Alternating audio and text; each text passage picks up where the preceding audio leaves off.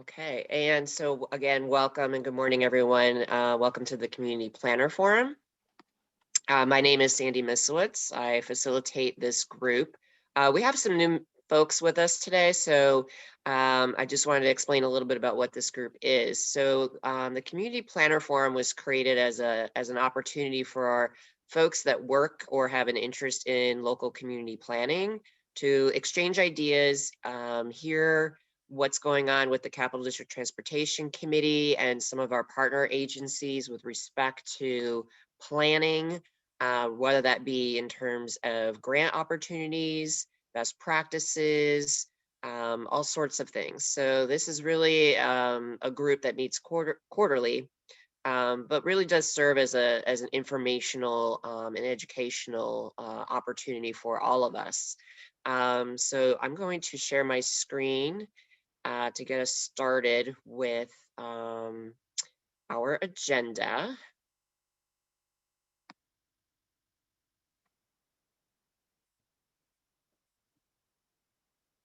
So today's agenda, we have a presentation this morning from Jill Hank, who is one of the sustainability planners with the Capital District Regional Planning Commission. She's going to discuss sort of introduce NYSERDA's Clean Energy Communities Leadership Round. We'll then talk a little bit about the new, or at least updated, CDTC Planning Study Interactive Map for our linkage program, which for those that aren't aware, that's our community planning program. And then we'll have some discussion items related to the 2020 census and urban area boundaries and some proposed criteria related to that. A Smart Communities Guidebook project that CDTC will be working on, and brainstorming a little bit on the development of a transit access toolkit for local governments. So with that, I am going to turn it over to Jill to start us off on the presentation on the Clean Communities program. So Jill, go right ahead. Thanks, Sandy. And I'm just gonna share my screen. Happy St. Patrick's Day, everyone. Thank you for inviting me to come talk about the program. There's a lot of familiar faces and familiar names, and this is going to be a brief presentation on the Clean Energy Communities Leadership Round. So I'm going to, because I think a lot of you may have already heard my spiel already, but just to get started, yes, I'm Jill Hank. I work for CDRPC. I am one of the sustainability planners, also Clean Energy Communities Outreach Coordinator. My colleague Tara Donadio is on maternity leave right now. She'll be back in about a month. So if you're looking for any assistance on the program and I'm not available, Tara will be here. A lot of you probably know Todd, who I think is on the call. Hi, Todd. This was pre-COVID though, so beware, we're not all gonna look like this after you see us in person again. Just a little bit about myself, because I think you already know who I am in terms of my role in the Clean Energy Communities program. I'm a trained planner. I went to school to get my master's at U Denver in Colorado. I moved back to New York and I now live in Westerlo, where I'm on my town zoning board, and I'm also on my comprehensive plan committee and very involved in Hilltown government. So if you have a special interest in that and want to talk to me about it, feel free to reach out. But we work in the 8-county capital region: Albany, Rensselaer, Schenectady, Saratoga, Columbia, Greene, Warren, and Washington counties. We offer technical assistance for the Clean Energy Communities program and also the Climate Smart Communities program. And also, last but not least, this is our intern, Haley. She's wonderful. We took advantage of the NYSERDA intern program, which I would highly recommend. If anybody is interested, I can tell you more about that. So I'm here today to talk about the leadership round of the Clean Energy Communities program. So I know a lot of your municipalities were already designated in the first iteration of the program. This is the leadership round. So the actions are a little bit more complicated. They're a little bit longer term, but there is additional money that has been added to the pot for grants for the program. So there's $17 million available statewide, $880,000 in grants per region. We have resources and toolkits available, step-by-step guidance from the Clean Energy Communities Outreach Coordinators like myself, as well as leadership recognition. So we know it's harder, and we're hoping that the municipalities who are still pursuing this, are doing this not only because there's grants involved, but also because you can show that you're a leader in clean energy and energy efficiency. So just jumping right into it, there are a handful of changes within the leadership round. The biggest change is the grant structure. So similar to the first iteration of the program, there are still designation grants, and your municipality is only eligible for this if you haven't already received a designation grant. And you can achieve this by completing 4 out of the 10 high impact actions. 13 high impact actions, and you're eligible for a $5,000 grant. The next tier of grants is the action grant. So I'm going to get into the high impact actions in just a minute here, but as we go into it, know that there are 2 of those actions that if you complete those actions standalone, you are eligible for a grant, and that grant amount depends on the size of your municipality. You do not have to be a designated clean energy community to be eligible for the action grants. And last are the points-based grants. So this is kind of similar to the Climate Smart Communities program, if anybody is similar with that structure. So now all of the high impact actions have points associated with each action. So as you move through the program, you accumulate points, and once you reach certain points thresholds, you're eligible for grants. Excuse me. So the high impact actions.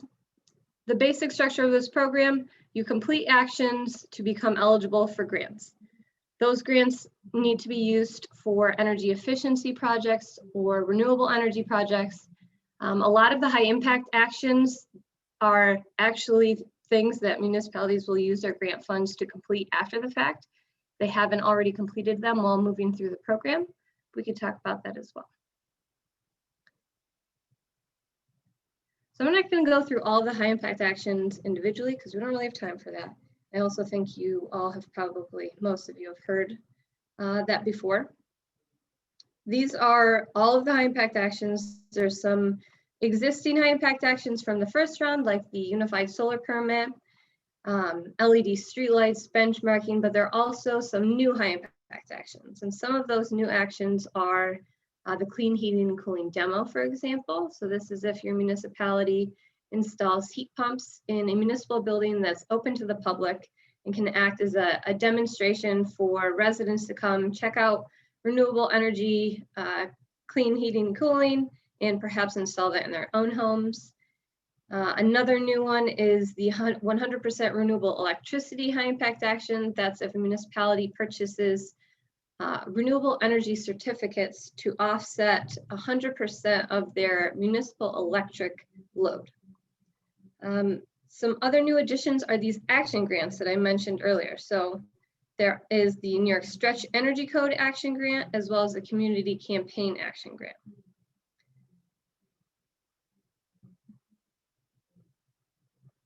So again, the designation grants complete 4 out of 13 high impact actions and you receive a $5,000 designation grant. The other thing that's changed within the program is how you apply for grants. So previously we would help you put together a grant application. It would have to show a reduction in greenhouse gas emissions and energy. Now there's a prescriptive grant form.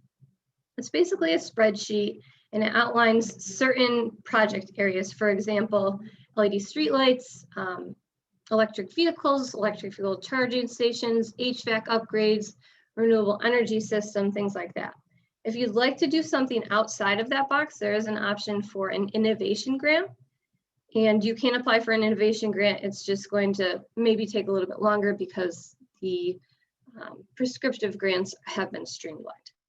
So the $5,000 grants, you don't really have to fill in a specific grant project for those applications. It's a fairly simple process, something that we can help you complete if you have any questions on it.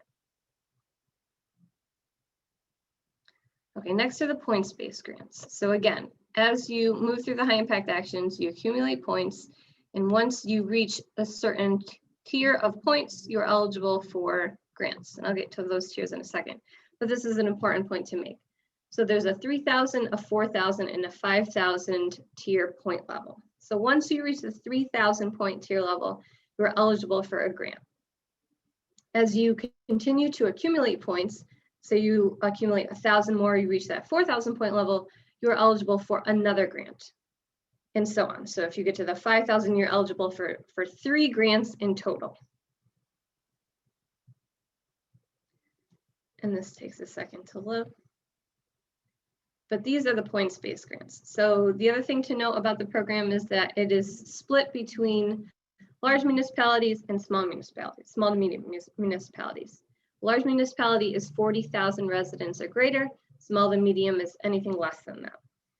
So the points-based grants for the large municipalities are available statewide. And you'll see here for the 3,000 point level, there are 50 $30,000 grants available statewide for large municipalities. For small to medium, there are 40 per region starting at $10,000. Once you move up to the 4,000 point level, there's 20 $70,000 grants available statewide. And for small to medium, there's 10 $20,000 per region, and so on. 5,000, there's 10 $150,000 grants. Small to medium, there are 4 $70,000 grants. So if you're in the large municipality category and you work your way all the way through the program, you are eligible for up to $250,000 in grant funds, because that's 30 plus 70 plus 150. Also, I will make this slide deck available to Sandy afterwards if you want to distribute it. I'll also talk about a couple of resources at the end that I think are very helpful. So the next, back to the action grants that I mentioned previously. So there are 2 high impact actions that qualify you for an action grant. The first is, the New York Stretch Code.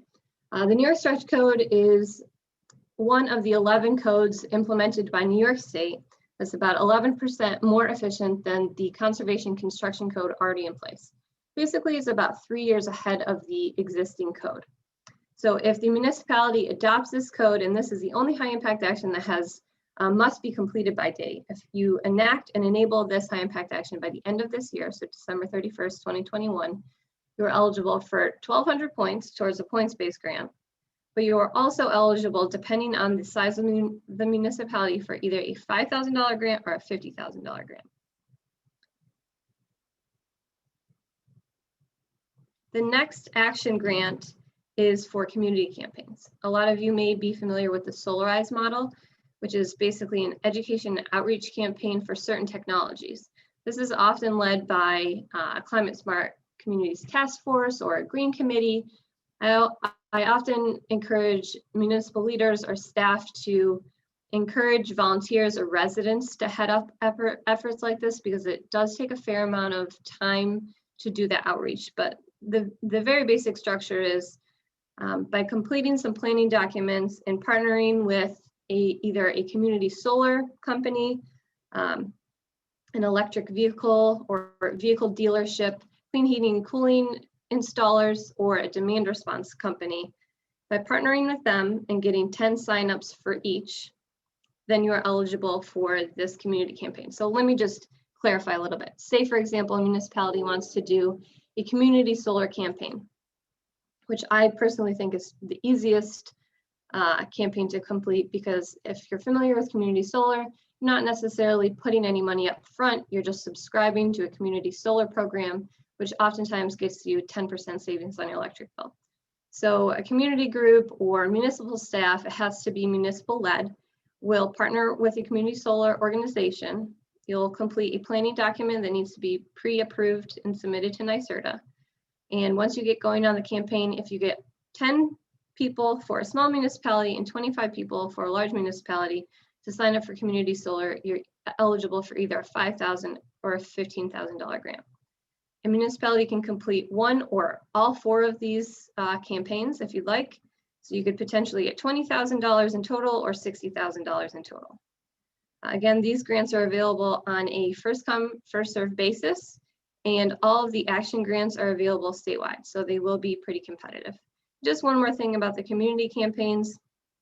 Electric vehicles, that's pretty self-explanatory. If 10 or 25 residents purchase an electric vehicle, that counts as completing a campaign.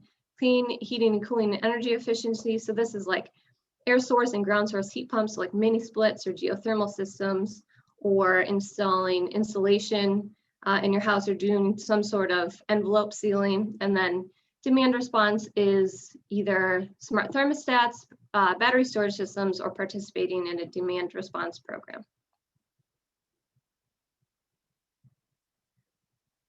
And these are the grants available for the action grants. So as you'll see here, again, these are available statewide.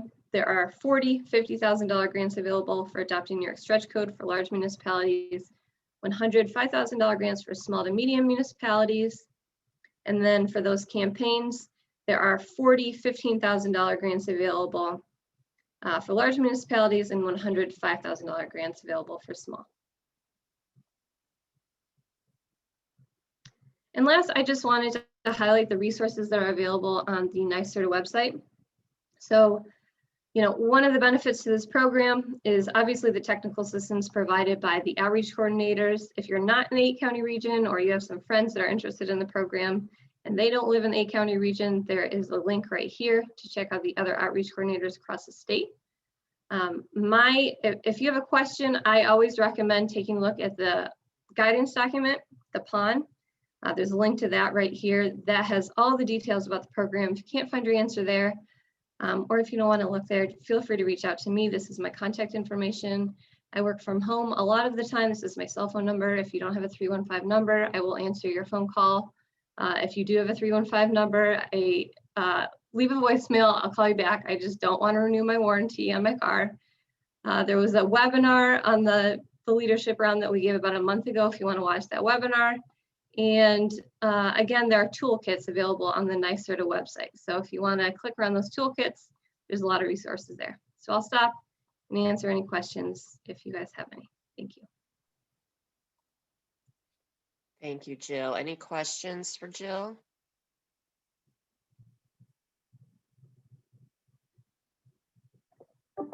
And Todd also mentioned in the chat box, CDRPC also runs the Capital Region Heatsmart campaign.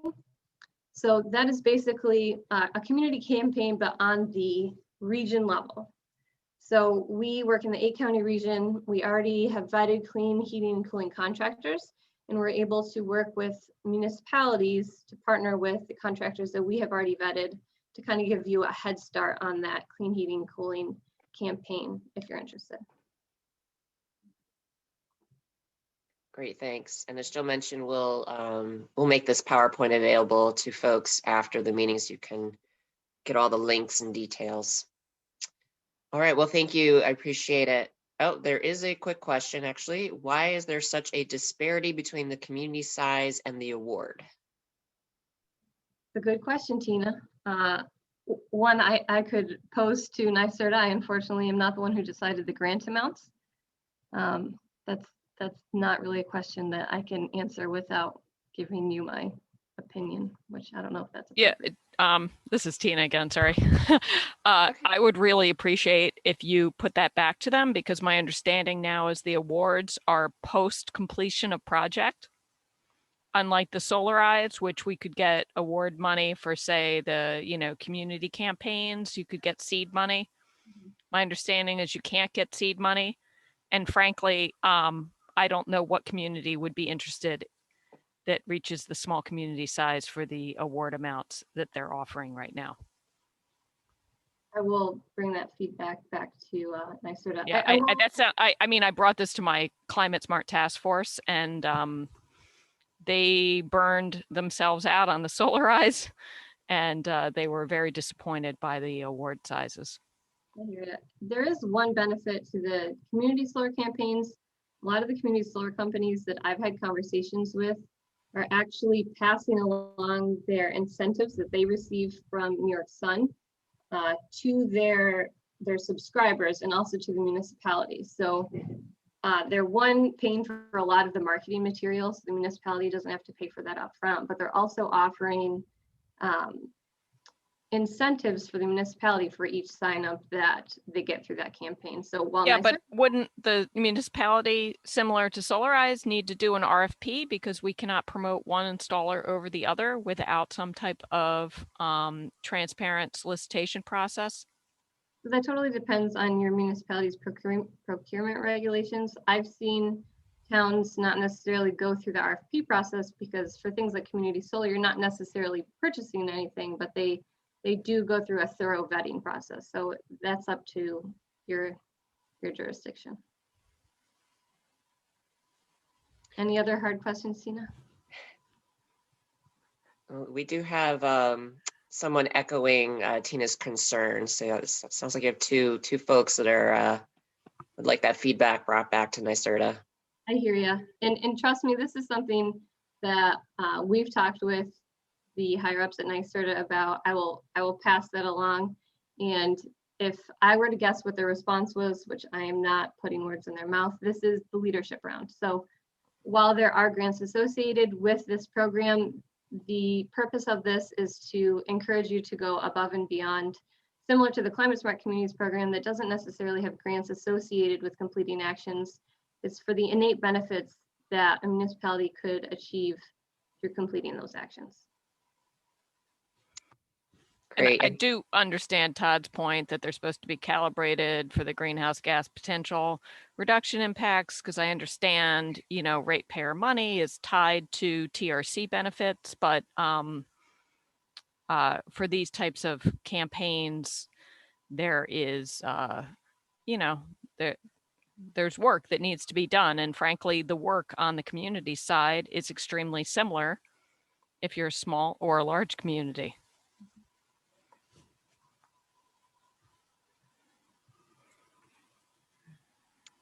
Okay. If there are no other questions, thank you again, Jill. We really appreciate you sharing that today. We'll move on to the next item on our agenda, which is our CDTC linkage planning map. And let me share my screen once again.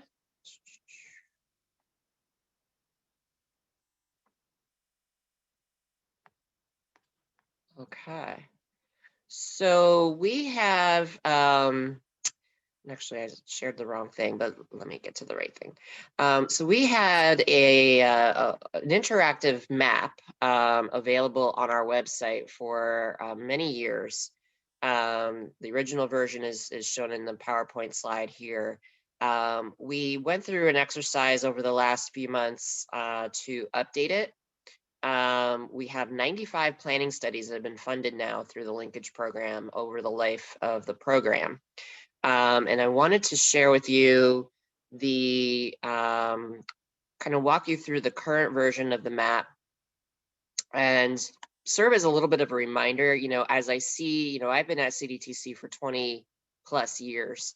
At local government level, I've seen a lot of changes in terms of planning staff members, elected officials, others. And so some of the planning studies that have been conducted may not be you know, aware for the newer staff members and elected officials. So I wanted to share with you folks that we do have this repository of every linkage planning study that's been done in the region. They're all symbolized on this map with different polygons. I can walk you through just quickly a couple of the features. The legend indicates the blues are studies that were funded in the first 10 years of the program. And the sort of orange brown is the next 10 years of the program.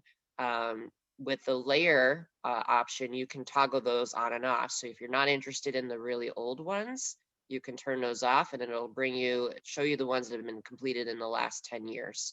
And similarly, you can do that with the newer versions. There's a number of base maps that you can put underneath this. If you're familiar with any of these ArcGIS online tools, it should be pretty straightforward. This is helpful, you know, if you're a NISDOT person looking at a project and you want to see, does the study area boundary overlap with a capital project area, you can zoom right into street level and see your project. Go back to this one. You can do a search by an address or a place. So I'm just going to pick 50 Wolf Road because that's pretty easy to find, I hope.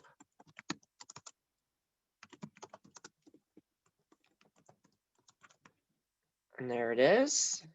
And it'll take you right to that location, and then you can see, oh, well, we did have a linkage study overlap that address. And so when there's an information tab here which explains the map and what it is. It provides a link back to our CDTC website for more information about the linkage program. We also have field descriptions for the data that is included in the map, which I'll show you in just a minute. So we'll just use this polygon as an example. When you click into it, this pop-up box comes up, I should say.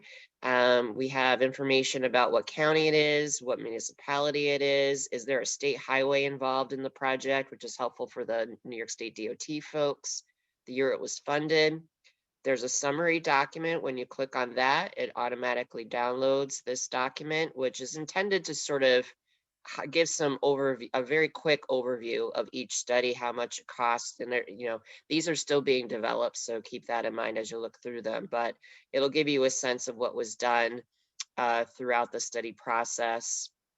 If you're not interested in reading the, usually 50+ page documents that are associated with these plans. So that's sort of the snapshot view.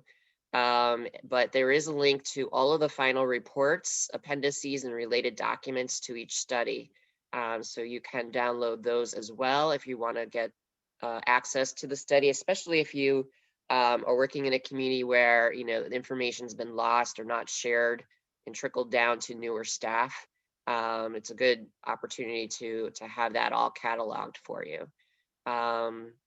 One other feature I wanted to show you on the map today is there is a hidden dialog box here at the bottom where it shows you the different features that are selected and provides some information here about all the studies in the region that we have completed. I will show you also really quick. I'm going to zoom out a little bit where we have a community like Albany where we've had a lot of studies. They're all here. You'll see a number, usually 1 of 4. That'll indicate to you that there are multiple studies in that area. And you use this arrow over here that says next feature to click through all of the titles for each study that overlaps that geography. And that's helpful, again, if you're doing any sort of a whether it be a capital project, any sort of planning work, a strategic plan in your area, all of that information is cataloged here for you. This was created by Teresa LaSalle at our office. I want to thank Teresa for all her work on that. And Teresa, did you have anything you wanted to add?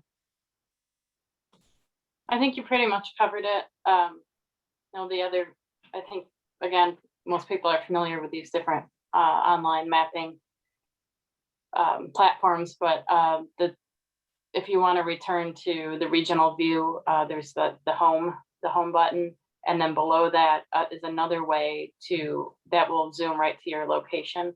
So if you're in your municipality and you want to go right to your municipality and see, what studies have been done there. Now exactly. You all know where I live. It's not exact. When I hit it, it comes up in Schenectady, and I'm in Clifton Park, so I'm not sure what's going on there, but yeah, I think Sandy pretty much covered it. But I think the most important thing is what Sandy pointed out. The reason we had to, it's not just 2 different colors that are exactly the same is because we had to have that transparency. If you zoom into a municipality to like the city of Albany area, you can see all those polygons underneath. So we've had a number of studies there that were citywide that are all overlapping each other. And then we have a number of studies that were smaller study areas. So in order to see all of that, you really do have to use that kind of tab through on the top of the menu as she showed. And thanks again, Teresa, for creating that. Hopefully it will be very, very helpful. And if you folks are searching through that and you see any problems with it, let me know. As I said, some of the summary documents I'm continuing to update as my time allows. So, but all the final reports that we have completed to date are available. Any questions about that?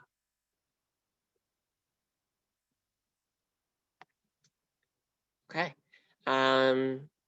we'll move on to the discussion items then, and we'll start with the census data. I gotta move this box over. So as you all know, the 2020 US Census count has been completed. The Census Bureau has issued a proposed rulemaking related to the criteria that will be used to define an urban area. I provided this link in the PowerPoint to the Federal Register notice regarding this.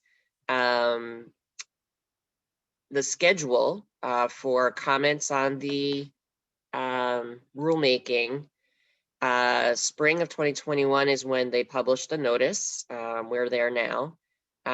In the summer, there will be a review of all the comments on the criteria, and that will be published in the Federal Register. In the winter, they will publish the final urban rural criteria in the Federal Register notice. And then in the summer of 2022, they will announce the qualifying urban areas. So why we're bringing this up to you today is there are some proposed changes that could impact CDTC's urban area boundary. As you guys should be aware, if not, this will serve as another reminder. Our federal funding is tied to the size of our urban area boundary, not just in terms of population, but geography as well. And we have a designated urban area boundary that the Census Bureau identifies through the census. And then there is a additional boundary that we develop as an MPO. Today, we are specifically talking about this core urban area boundary, which is the census defined urban area boundary. On this map, oh, there we go. On the map on this screen, we undertook a little bit of an exercise based on the existing available data at the census block level. This is not 2020 census data, so I just want to make that absolutely clear. But what we were trying to see is what would be the impact of some of these proposed changes to how we define an urban area boundary. The two items that are of particular interest to us is the increasing, oh, and I'm apparently still on the linkage map screen. I apologize. Let me stop my share and start it over.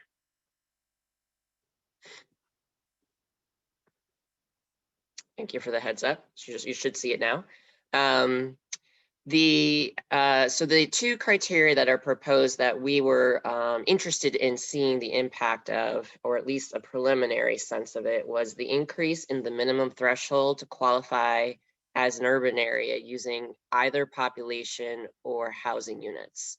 That is a change from past practice, as they've kind of restricted it a little bit more. And then there's an adoption of housing unit density threshold for the qualification of census blocks. So what Teresa did, and I'll let her explain it in a little more detail and some of the potential impacts of the proposals, is map out, again, using existing census data, what the impact could be on our urban area. So on the map, you'll see the kind of greenish color represents the 2010 existing designated urban area boundary for the Albany, Schenectady, Troy area. And then there's the Saratoga Springs urbanized area represented in the purple. The yellow would be the estimated urban core based on the new criteria. And as you can see, it is, in essence, it shrinks our urban area. Based on these new definitions. So I'll turn it over to Teresa to explain a little bit more in more detail some of the impacts so that you folks are aware during the public comment period that this is occurring. And if you're interested in submitting comments, we can provide that Federal Register notice. So I will turn it over to you, Teresa.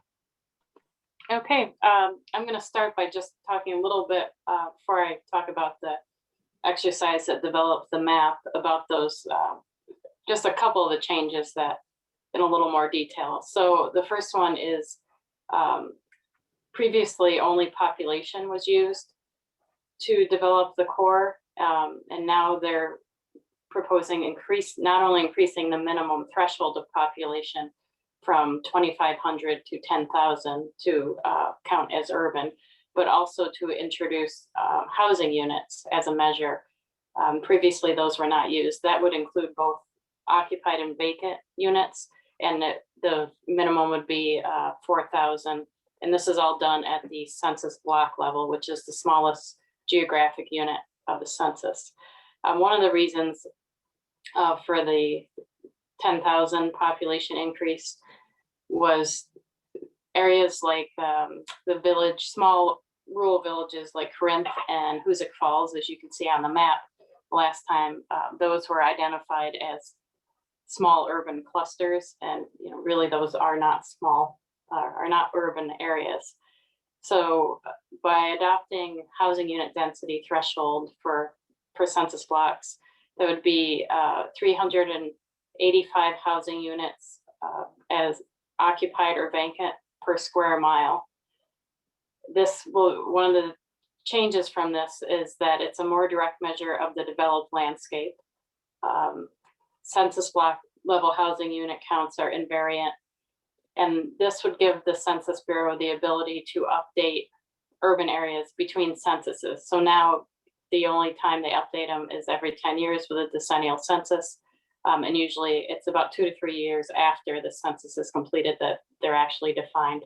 So they didn't really give, they're not saying they would do it, how frequently they would do it, but this does give them the ability to do that. And then there's one other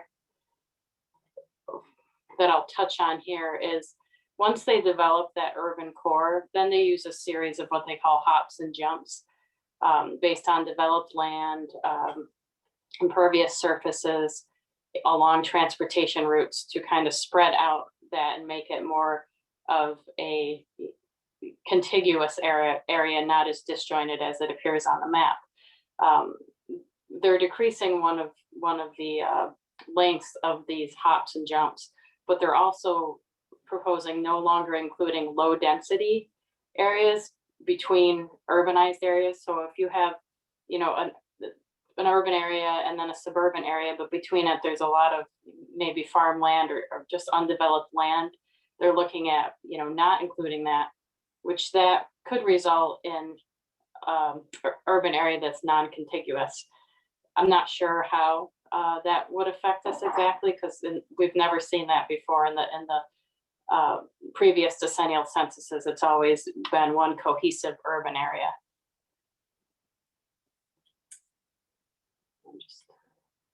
So some of the implications that we could see from these proposed changes, as Sandy mentioned, is just a reduction in the size, a retraction in the size of our urban areas.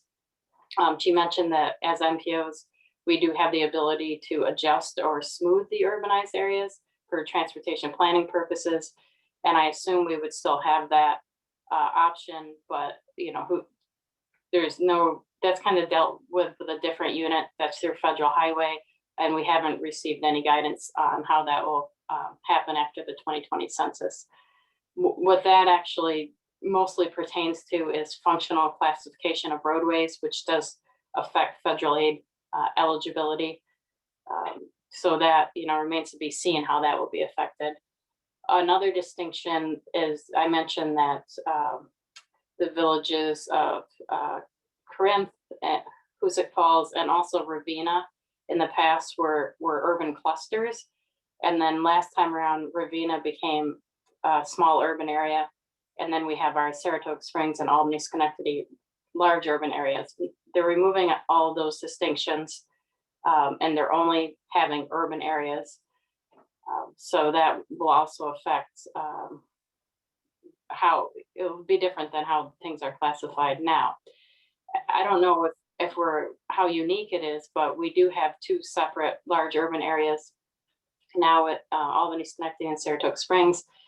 And these could be, as a result of the new criteria, these could be merged or segmented, divided differently than they are now. And this has happened in the past where areas that were, if you look at the area from like Clifton Park and Half Moon in that area, it's actually in the Albany urbanized area, although it's in Saratoga County. And we've had some areas that have kind of swapped between Saratoga and Albany in the past, depending on how they've defined things. So that could happen. And one of the other proposed criteria is that they'll divide the urban areas at the municipal boundaries. So right now there are 3 towns in Saratoga County that have area that are in both the Saratoga and Albany urban areas. So those would be divided. And yeah, so for instance, Clifton Park would either be completely in Saratoga or completely in Albany. So again, I don't think that makes much difference. And if the 2 urbanized areas are merged into one, I think that would actually make things a little easier in terms of planning on our end. And they also may change the names of the urban areas, which I don't think is a big deal. Actually, Albany, Schenectady, Troy used to be, and then they dropped it to Albany, Schenectady the last time around. So I can go into a little more detail about the exercise they did.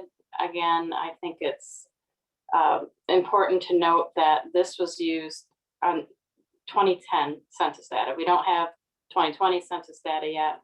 So, this is not an exact estimation, but I took that 385 housing unit density threshold and selected out everything that would be included in that, and that is represented in the yellow on the map. And this is, an estimated core. Again, they're going to use their series of hops and jumps to add area to it. And I suppose we'll have the opportunity to smooth some of the implications. Basically, what I found from this exercise is that the urban clusters will go away because they're renamed. They're not going to be doing that. It's just be one area, and those were previously defined as urban. Again, Ravenna, Hoosick Falls, and Corinth will be rural based on the proposed criteria. The 3 urban areas of Albany, Schenectady, Saratoga Springs, and then Glens Falls, which is outside of our planning area, but we work with Glens Falls when we're doing that, because when you have the smooth boundaries, they actually do abut one another. Those will all remain urban, but they all have the potential to decrease in size. And you can really see that in the map when you look at Glens Falls. So they have the potential to decrease in size, and there will no longer, I'm sorry, I lost my place here. When I talked about the 2 separate large urban areas, Albany and Saratoga Springs, one of the criteria that they're looking at to see whether those should be split or merged are, it's a LEHD, it's a Census Bureau product, longitudinal employer household dynamic data. Basically, that measures commuter flows. So they'll be looking at that to determine, how related the Saratoga and the Albany urban areas are. And there's like 4 different categories they have to determine whether those really act as one area and should be merged, or they kind of operate separately and should be remain split or adjust where they are split. As Sandy mentioned, the deadline for the comments on the proposed criteria is May 20th. Over the summer, they'll review the comments. The winter, they'll publish the final criteria. And I will say that, these are proposed criteria, and if they hear enough, from MPOs and municipalities, there is potential that they will not go forward with the proposed criteria and they will make adjustments. And then summer of 2022, they will announce the urban areas, and that's when we get the geography files. And in the past, that's when we've started the process, which I think is about 9 months to a year of adjusting the boundaries for federal aid functional classification purposes. So, we'll be working with our planning partners both the state and national NPO associations, and considering, you know, submitting comments on the proposed criteria. That's all I have. I know that's a lot, and if you're not that familiar with the process, it's probably kind of confusing. But I think that, you know, a picture's worth 1,000 words, and I think that map shows that. Again, that's not going to be the exact definition of the urban area, but the shrinkage in that core is pretty concerning. Thanks, Teresa. Yeah, I just put in the chat pod the link to the Federal Register notice related to the urban area boundary that has a lot more detail than we went over today. Teresa, remind me the date. The deadline is May. I think it was the 20th. May 20th. Yes, May 20th. Great. And I'll just note that in the chat pod as well. You know, as Teresa noted, there's two ways to look at that preliminary map. Again, this is based off of existing data. This is not the 2020 data. But those of you who know our region and know how Todd has spoken many, many times over many, many years about how we grow without density, it is concerning that the thresholds are changing for what we define as urban. That can impact where we can spend federal money for transportation. This is not set in stone. This is still preliminary and obviously proposed and open for comment, but we just wanted to alert our local governments, particularly our planners, about these proposed changes and their impact. So I hope you know, if you do have a chance, take a look at some of the detail. You may want to submit comments on behalf of your municipality or work through your local government officials to submit comments. And I'm sure Teresa and the staff at CDRPC will be available to take any questions that you may have. Yes, and Monique, I just answered you in the chat pod. For anyone that's interested in the map and the documentation, I can email that to you. So any questions for Teresa?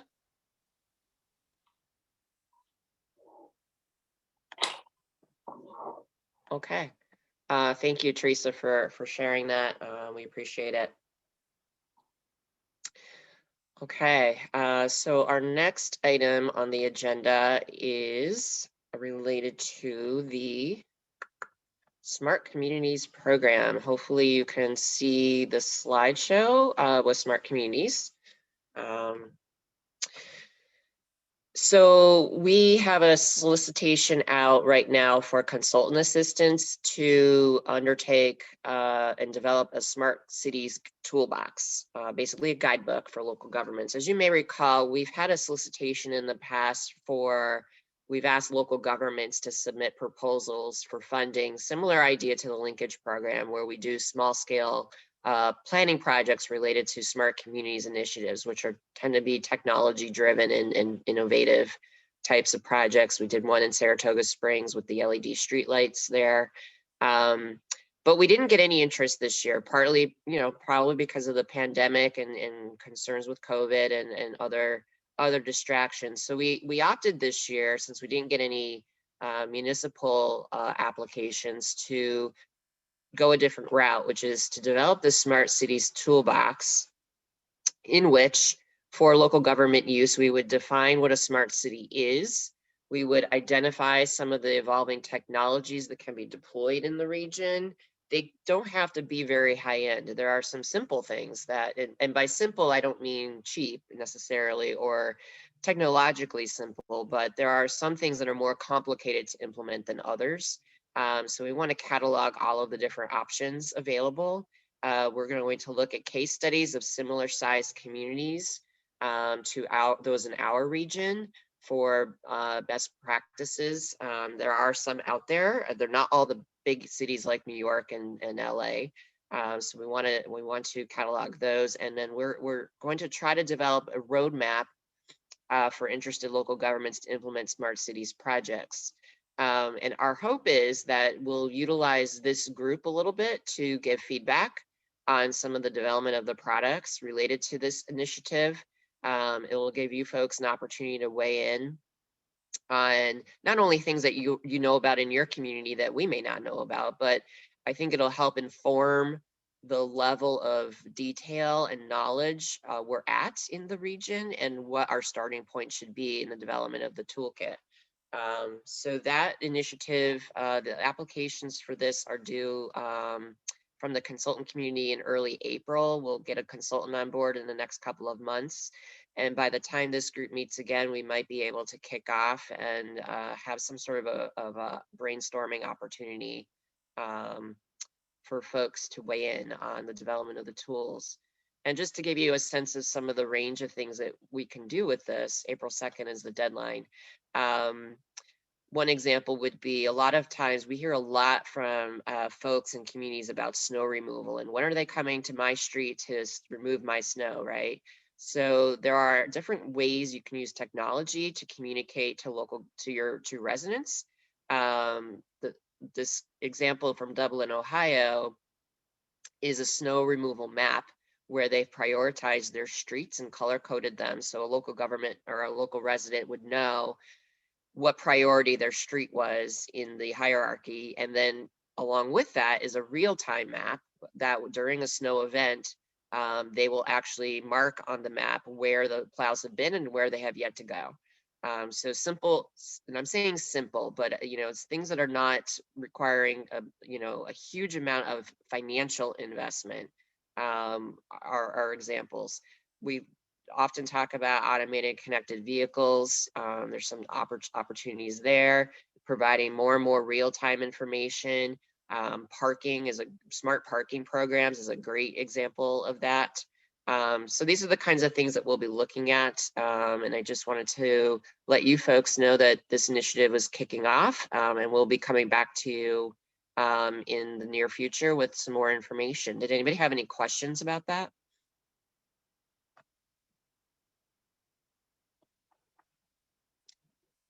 Okay, and feel free to use the chat pod as well, of course, to submit any questions you might have. The next discussion item that we had today was for the Transit Access Toolkit. This is an initiative that CDTC has had in its work program, or has in this work program for this year, and we're going to utilize this planner forum to help us develop the toolkit. I wanted to have an initial discussion today to kind of brainstorm a little bit on what the local desires are, what would be of most use to folks, and give you a sense of what we were thinking in partnership with our friends at CDTA. And we feel that we've talked with this group before about land use. We've just talked about density and location efficient land use and site design. And we think that that's the area we want to focus on with this effort, developing and identifying some best practices that support whether it be transit oriented development in some of our denser urban areas or transit supportive land development in some of our suburban and more rural areas. Some of the things that we'd like to consider are the demographics of the region. So where we have an aging population that may be losing their ability to drive, people with disabilities, those without access to a private vehicle, people who are lower income. So all of those demographic criteria we would want to look at. And what we're envisioning as a potential product is, again, sort of guidance to local governments regarding land use and sort of the thresholds that what level of density do you need to support a certain level of transit, for example.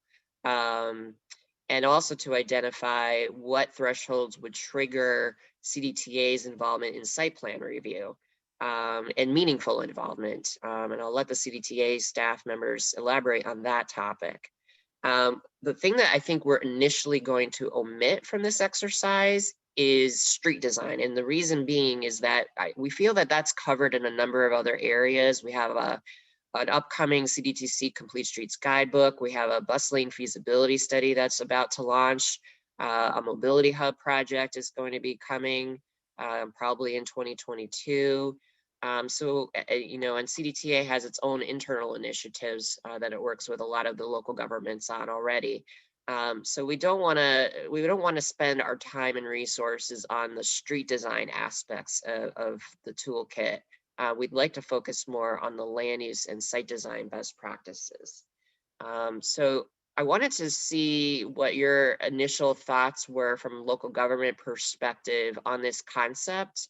What issues, when you're thinking about your communities and how folks access transit, what things that you think about, what you're concerned with in your communities, and for the CDTA staff members on the meeting today, feel free to jump in and elaborate on any of the items I mentioned. Yeah, Sandy, this is Mike from CDTA. I'm just going to give some quick background on the part about CDTA's involvement in site plan review. So right now we mainly I guess influence the design of development projects around the region in the form of writing comment letters and working both directly with developers and with municipal planning staff to improve the transit friendliness, the density, and the general transit propensity of all manner of development projects, particularly the ones that are in close proximity to our bus services.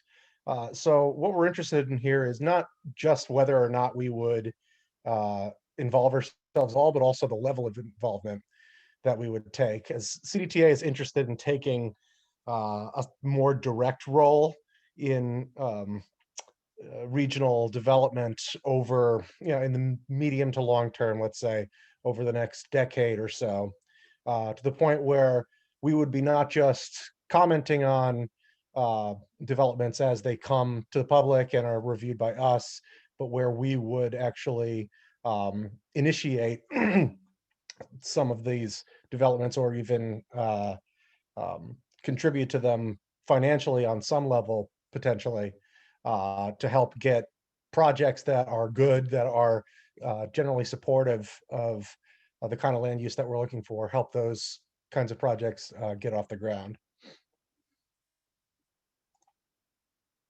So that's kind of the context for how the Transit Access Toolkit would be used by CDTA.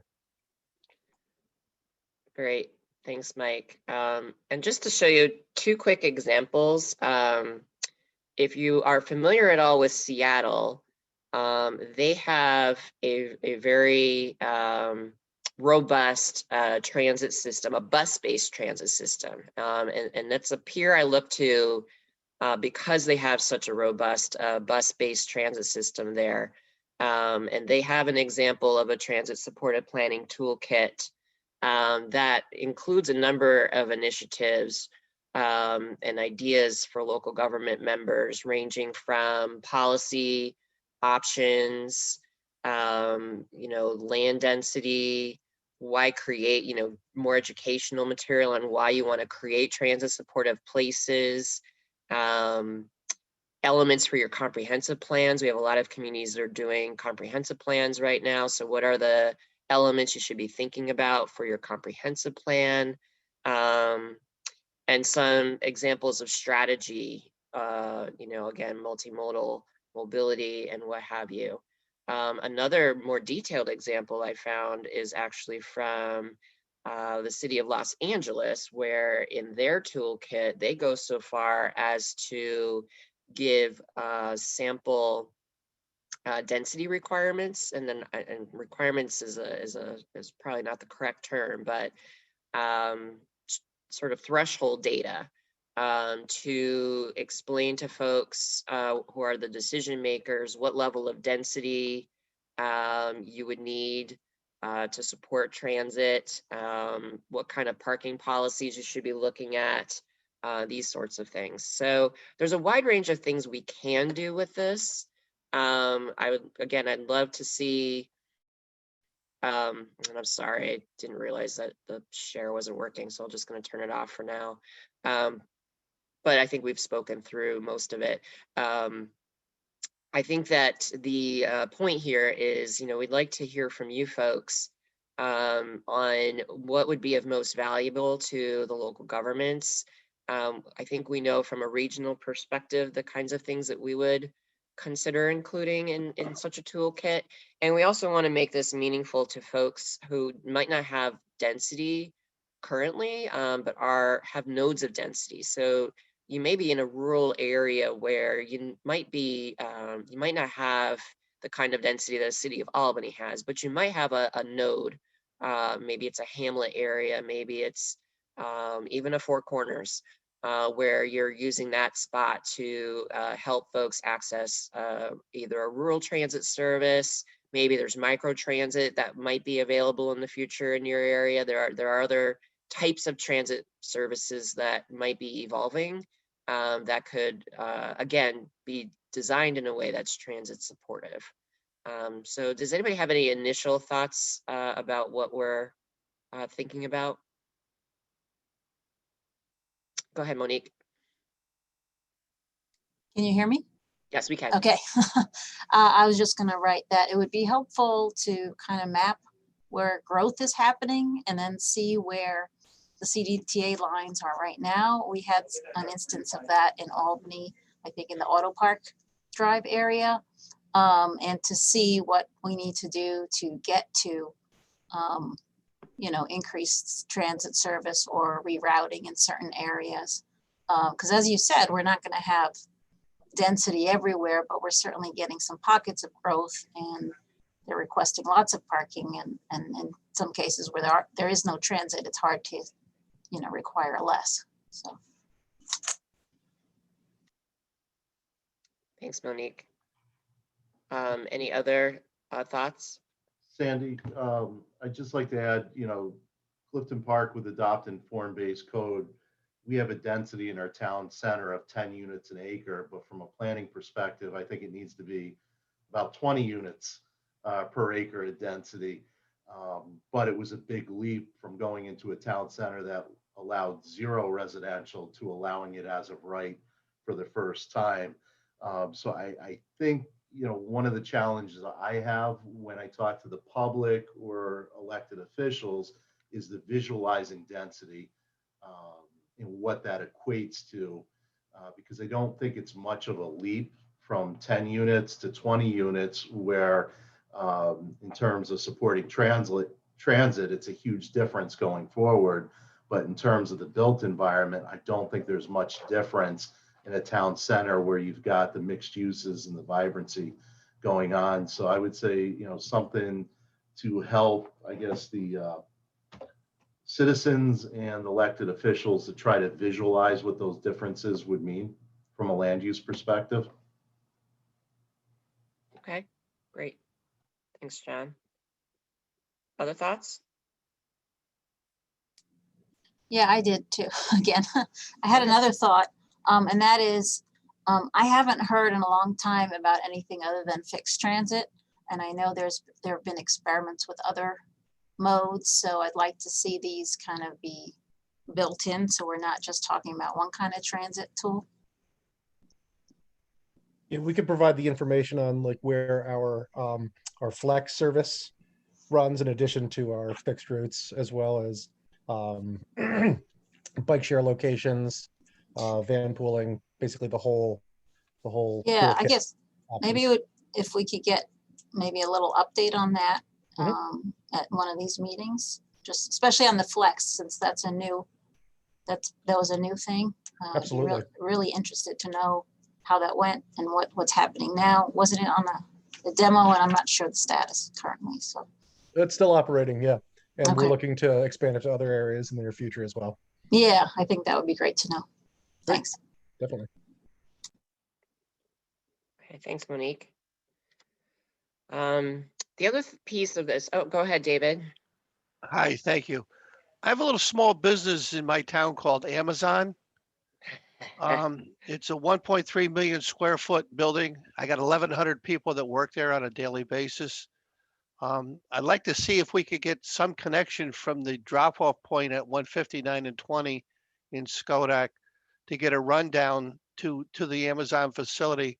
I've got a lot of people that come to the bus stop there at 9 and 20, the 150, but they end up walking. And they're on a major road. not Route 9. Route 9 and 20 is a major road. And I've talked to the people at Amazon several months ago, and they were trying to work out something with CDTA to either extend or have a separate run coming down there.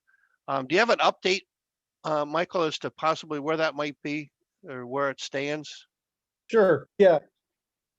We have been working with Amazon over the past couple of months. There will be some kind of connection. I'm not, I'd have to get back to you on exactly how that would look in terms of routing and schedule. But we have been working directly with the folks at Amazon to work out some kind of transit service that would bring the workers. It would probably be some kind of extension of the fixed route that we have now that runs on 9 and 20. Thank you. Not necessarily all the time, but maybe, you know. No, you know, select, a shift change or something. whatever, you know, they're kind of looking at. Yep, that's what we're looking at. Get a hold of me, keep me in the loop if you would, please. I'd Absolutely. rather appreciate it. Thank you. David, this is Ross Farrell from Director of Planning for CDTA. So we've been in conversations with Amazon for a while, as you've mentioned. As Mike is saying, you know, we're hopefully going to lead to a partnership. Okay. But this is a great example of how land use decisions affect transit. So it's a large employer based on the periphery of our transit system. And so this is where the difficulty comes into is this is not a, you know, extending a few feet of a route or a few minutes of a route. But as we're seeing the growth in the region that Teresa was just talking about, this is really comes down to our difficulty is how do we take a system that is defined geographically, but access new generators outside or further down the road from where our system operates. Unfortunately, the 233, the route that goes to Skodak Park and Ride, it's designed to get people into downtown Albany. So even though there's trips there, you know, extending those trips really means just adding entirely new trips. So this is part of the discussion here in the toolkit, which is going to be useful, is what is the expectation of that employer or the developer to help finance the transit service. And luckily now it sounds like we're coming to a conclusion with Amazon. But that's just something for everyone to keep in mind is there's always a cost to having density on the periphery. But luckily, I think, as Mike's saying, David, I think we're coming to a conclusion that'll work for everybody. Okay, I appreciate it. And also, just to give you a heads up, I got another small 500,000 square foot project coming on the table with the planning department. So, and it's relatively close to the bus stop there on 9 and 20 Columbia Turnpike. So it's in the planning stages. It'll probably be a year before it gets in the ground, but I've got that, and I got another large project on the coming on the books as well. So 159 and 20 is going to see a lot of action, and I'm still working to get a Chick-fil-A put in. So, all right. Thank you.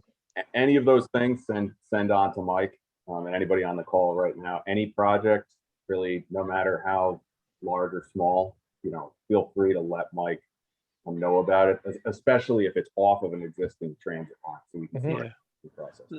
The one that's on the books is the same people that did the development for the Amazon. So Okay, great. So just to, I don't want to throw look at people under the bus on this thing.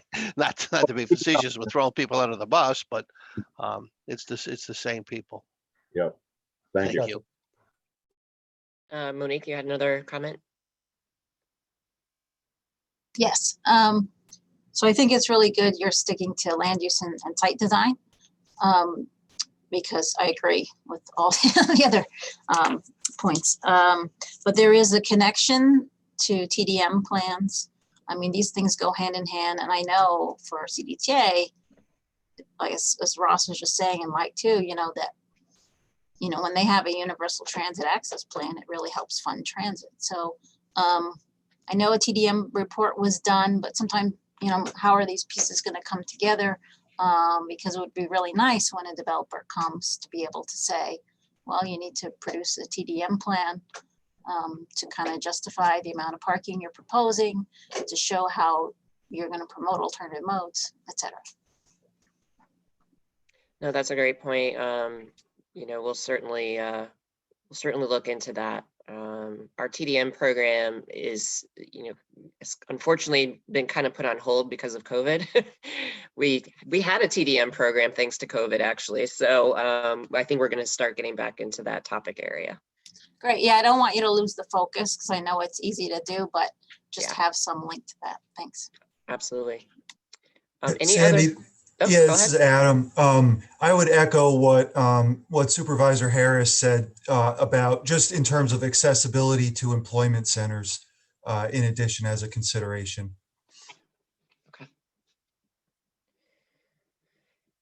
I know that CDTA planners have mentioned it, and they mentioned it already today. I think one of the struggles we have at the regional level is when you folks are entertaining larger development proposals and they're not triggering an involvement from CDTA. So I think that's part of the bridge we're going to try to close with this, the gap we're trying to close with this project as well.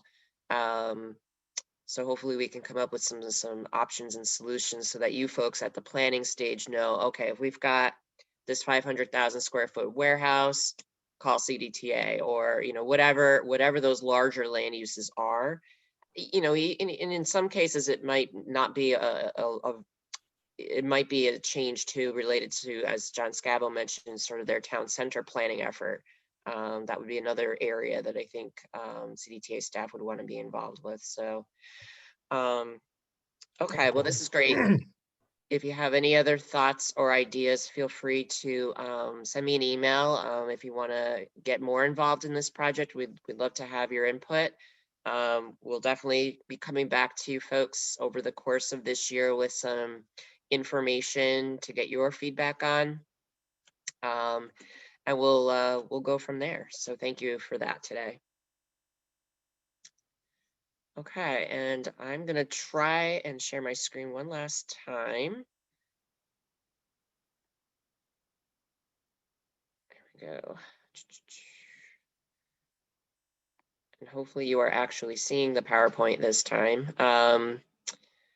Just to close out the meeting for today, a few updates from CDTC. First off, our linkage program, we funded 3 new projects for 2021. The 3 that we funded are in the led by the town of East Greenbush in partnership with North Greenbush to update the Route 4 corridor study. The original study was completed in about 2006, I believe. So we'll be working with the 2 towns to update that. The city of Rensselaer will be working with on a waterfront connectivity study, which is focused on sort of the northern part of the city, which is currently landlocked. There's not a really good way to access it. So we're going to look for ways to improve access to that area to the north, in the northern part of the city. And then the final one is in the city of Troy, where we're going to basically look at the Federal Street corridor and redesign it and come up with some concepts to redesign what is currently a very urban arterial style roadway into something that suits the city of Troy more appropriately as a gateway and a complete street. So those are the 3 that we funded for this year. As always, the next round will open in the fall for new projects. I know we haven't had a lot of presentations in recent meetings on the outcome of some of these studies, but we will try to bring back some presentations on some of the details of a few of the studies that are wrapping up. We are also undertaking in partnership with CDTA a bus lane feasibility study. We had issued an RFP. We received 5 proposals. We're currently reviewing those. We expect probably, if I had to guess, probably we'll have a kickoff meeting probably early summer to get started on that. And I'm sure a lot of our more urban communities will be working closely on this project as we attempt to identify streets that might be appropriate for bus lanes. The Patron Creek Trail Plan is also kicking off. We have had an RFP out, and that resulted in 8 proposals for that trail. If you're not familiar, the Patron Creek Trail is proposed to extend in parallel, basically the I-90 corridor between the Hudson River waterfront and the Rensselaer Lake area in the town of, basically on the edge of the town of Colony. In the city of Albany. So that study will be kicking off for the trail plan. And then our technical assistance program, which we put on hold at the end of our 2020 fiscal year, which technically ends at the end of March, to complete the work we've done today, but we will be relaunching the technical assistance program in April. So if you have any small scale planning assistance needs, whether you're a larger or small community, be looking for that. We can help with anything from existing conditions data analysis to traffic assessments to there's a long list of eligible activities. So be looking for that in probably mid to late April of 2021.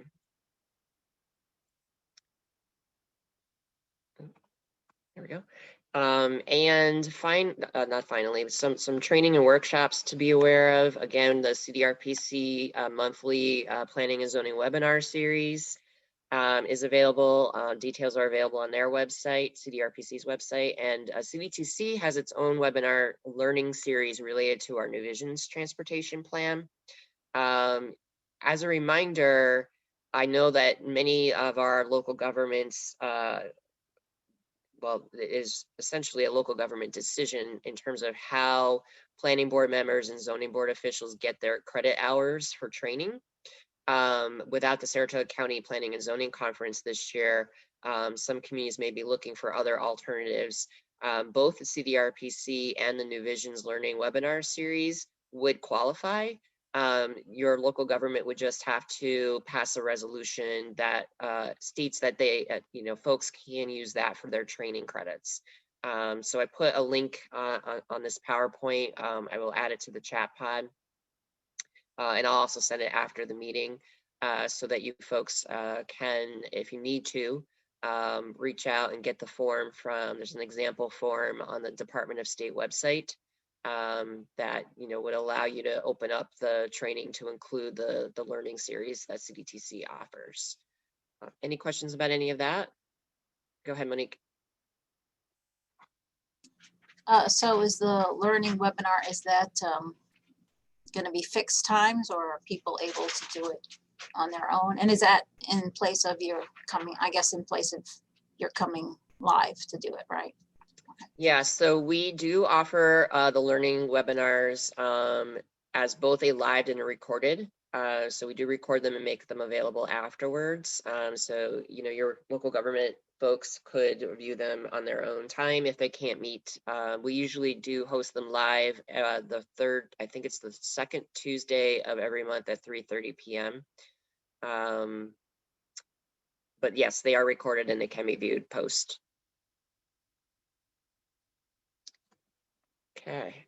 And just a few remaining planning updates from us at CDTC. We will be launching the Ditch the Car campaign this year in place of the Bike to Work campaign. So as you folks know, with many of us still working from home, and we're not really sure when folks will officially be back in the office full time, it didn't seem prudent to have a Bike to Work campaign in the month of May.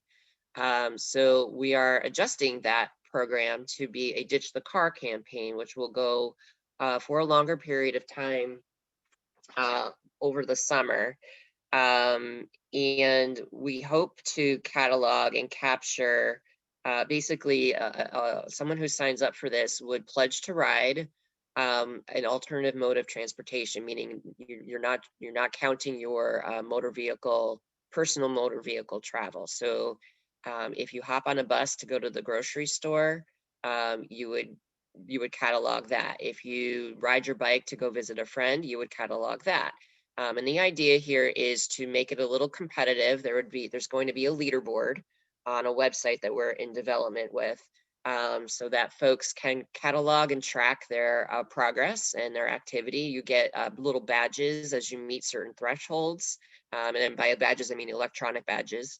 But it's an incentive to try to use, to reduce your personal motor vehicle use. We're not really interested in encouraging the recreational trips. We're really more interested in capturing your personal business trips. Again, your shopping, a trip to a medical appointment, a trip. I would count, a trip to visit a friend but not your. I'm going to go for a bike ride on the trail today because it's nice. We're not going to capture that kind of a trip. So be looking for that. That should be launching in the next couple of months. We'll send an email around with more information on that, and we hope to have you folks help us in promoting it as one of our transportation demand management initiatives for this year. And also, jumping on the bus counts as well. The other thing is our ADA transition plan solicitation has reopened. As a reminder, we've hired the chasing companies to create adoption-ready ADA self-analysis and transition plans for local governments for pedestrian infrastructure. Applications are now being accepted for those interested in participating in the program for this year. There's information on our website about it, and you can contact Carrie Ward at cward@cdtcnpo.org if you'd like more information or to talk through any of the ideas you may have. I believe that solicitation is open through the month of April. It might go longer than that. I'm sorry, I should have that date and I don't have it in front of me. Any questions about any of that or anything else that anyone else would like to raise today?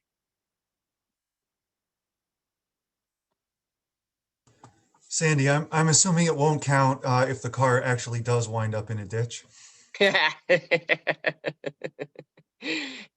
No, but you might get like bonus points for creativity.